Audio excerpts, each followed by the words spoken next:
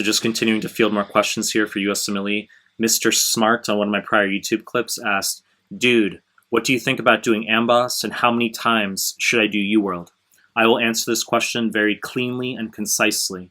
Before we get started, please subscribe to my channel. I really appreciate it. Help grow this channel. Share with one of your friends who's prepping for USMLE. Help bring awareness to the channel. Hit the like button. Hit the bell if you want notifications.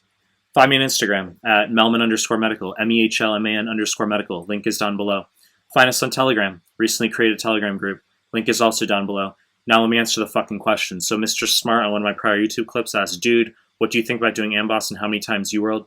The first thing I will address is how many times you should do UWorld, which is only once. Okay, a lot of people get very heated about this, very emotional about investing all of their time into UWorld. If you do UWorld more than once, waste your fucking time, okay? So you need to recognize that UWorld should be one pass at a max.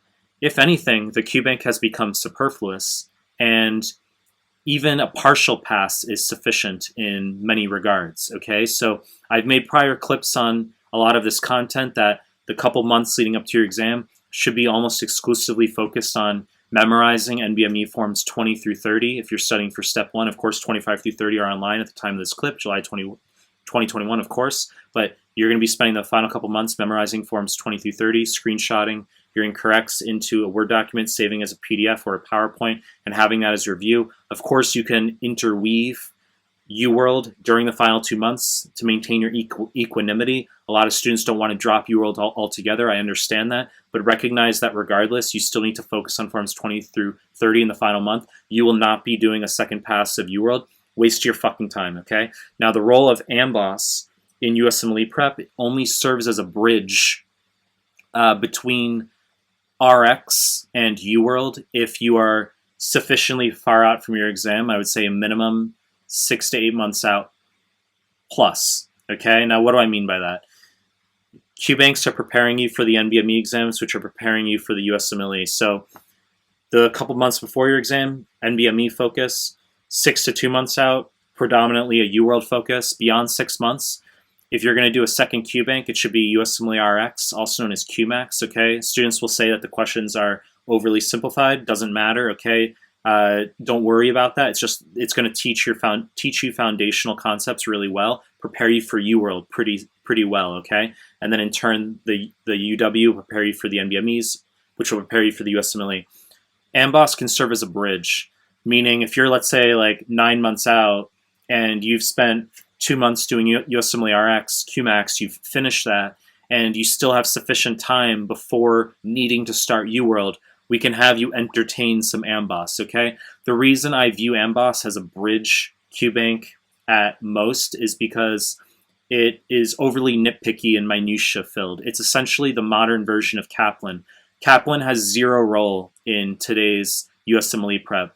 It's an obsolete QBank. They've lost touch with what students need for the exam, and Amboss has essentially moved in to fill that role. A lot of the answer choices highly minutia filled and overly nitpicky, and students will obsess over details, and they'll go into this library that Amboss has, and there's so much information, it's superfluous. You have to ask yourself what the fucking goal is, okay? Like, are you trying to just learn and learn endlessly and become an encyclopedia? We understand you're passionate about learning, but what is your fucking goal? Is it to learn and become an encyclopedia, or is it to simply increase your score as much as possible before the USMLE? Okay, so my observation, the Amboss library looks fine on the surface, but hardcore overkill / superfluous, largely a waste of time, okay? So a couple months leading up to your exam, you're going to focus on the NBMEs, 20 through 30 for step 1. If you're focusing on step 2, it's going to be the clinical mastery series, subject-specific forms,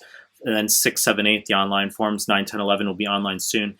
6 to 2 months before your exam, predominantly a UWorld focus, and then beyond that, it should be USMLE RX / QMAX, and Amboss can serve a bridging role, okay? There's a lot we can talk about. Depends on you as the specific student, your strengths and weaknesses, any scores you have to date, okay? A lot to chat about. Obviously, I'll make more content, you know the deal.